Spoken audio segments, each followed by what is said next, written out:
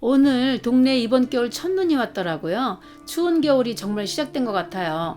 이럴 땐 몸의 면역력이 떨어지고 감기도 걸리지 않도록 도와주는 식단이 있으면 좋겠죠. 소화도 잘 되고 건강도 채워주는 건강요리 3가지 배워볼까요? 이런 추운 계절에 어울리는 따끈한 식단이면서 건강도 채워주는 버섯 들깨탕 같이 만들어 볼 건데요. 먼저 버섯 정리를 할게요. 느타리 버섯은 가늘한 것은 그냥 쓰시면 되고요. 약간 굵기가 있는 것들은 이렇게 결대로 찢어서 준비를 하시면 됩니다. 팽이버섯도 붙어있는 결들을 다 먼저 분리를 하세요. 충분히 분리를 하신 다음에 반등분 해주면 크기가 맞을 겁니다. 깻잎인데요. 돌돌돌돌 말아주세요. 돌돌돌 마른 후에 약간 넓이가 있는 채썰기 같은 그런 모양으로 썰어주세요. 다 썰었으면 잠깐 풀어서 정리를 하고요. 이번에는 푸드커터를 사용해서 무와 새송이버섯을 썰을 건데요. 3번 칼날입니다. 3번 칼날에 끼면 굵은 채가 나와요. 이렇게 해서 무를 썰어 주시고요. 푸드커터 아직 안 쓰시는 분들은 상관없으니까 얇게 나박 썰기를 하시면 돼요. 새송이도 마찬가지입니다. 같은 3번 칼날 굵은 채로 썰어 내리시고, 도마에 써시는 분들은 그냥 굵은 채를 써시면 됩니다. 이번에는 표고 우린물을 육수로 쓰기 위해서 표고를 불렸는데요. 다시마를 한 3-40분 전에 넣어서 같이 불렸어요. 불려진 다시마를 꺼내서 채를 썰어서 버섯 들깨탕에 같이 넣어서 만들게요.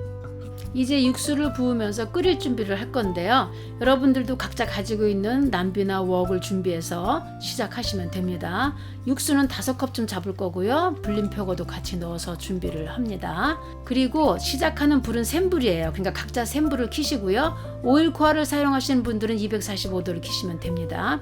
여기에 썰어둔 무와 새송이 버섯도 넣으시고요. 좀 전에 준비해 두었던 느타리도 같이 넣으세요. 그리고 썰어두었던 다시마도 넣으시고요. 육수 코인 2개만 넣을게요. 감칠맛을 위해서요. 한 소끔 끓어오르면 준비해두었던 된장을 풀어줍니다. 네, 각자 자기 집에 있는 집된장을 풀어서 맞추시고요. 준비했던 마늘도 넣으시고 액젓이나 국간장으로 간을 합니다. 그리고 한 소끔을 끓이시면 무나 버섯이 푹 익을 거예요. 그동안에 우리는 이제 표고 우린물 남겨둔 걸로 들깨가루를 풀을게요. 들깨가루를 잘 풀어주세요. 한 소끔 충분히 끓었으면 들깨가루를 이제 여기서 전체에다가 풀어주면 됩니다. 잘 풀어서 넣어보세요. 신선한 들깨가루는 아주 맛있죠?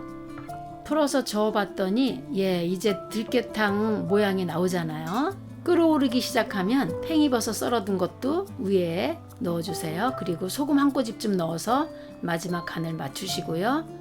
한번 잘 저은 다음에 다시 끓어오를 때 썰어두었던 깻잎을 넣어서 마무리를 하면 됩니다. 이제 불을 끄면 버섯 들깨탕은 완성이 되었습니다. 너무 먹음직스럽죠? 이제 그릇에 예쁘게 담아서 먹어볼 텐데요. 정말 맛있습니다. 그릇에 한 그릇 예쁘게, 그리고 먹을 만큼 담을게요. 버섯은 약성분이 많은 먹거리지만 소화가 아주 쉽지는 않아서 푹 끓여서 탕으로 먹는 것이 가장 유리해요. 여기에 오메가3 성분이 풍부한 들깨를 넣어 탕을 끓이면 더할 나위 없는 최고의 건강 식단이 되면서 가성비까지 완벽한 한 끼를 넉넉히 채울 수 있습니다.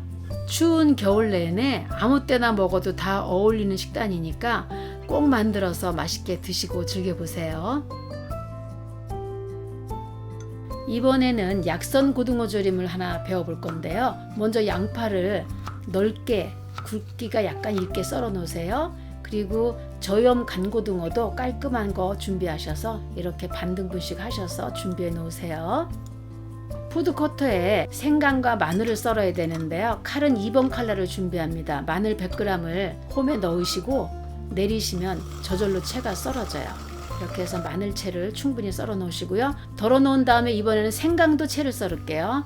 생강 60g을 또 채를 썰어서 넣습니다. 푸드커터가 있다면 채 썰기가 너무 쉬워요.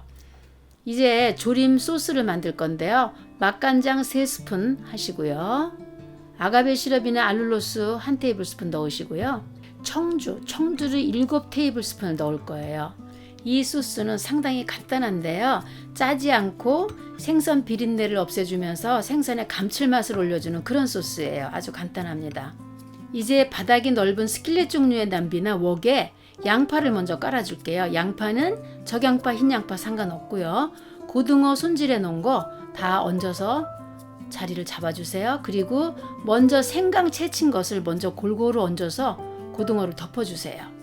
그리고 나서 마늘 채 썰어둔 것을 생강과 고등어를 완전히 덮도록 올려줍니다. 이제 만들어둔 소스를 끼얹어요. 위에서부터 끼얹으면서 소스를 다 부어주시고 불을 켜서 졸이기 시작합니다. 시작하는 불은 큰 불로 시작을 하는데요. 중간에 이제 졸여지기 시작하면 불은 중불로 내리시고요.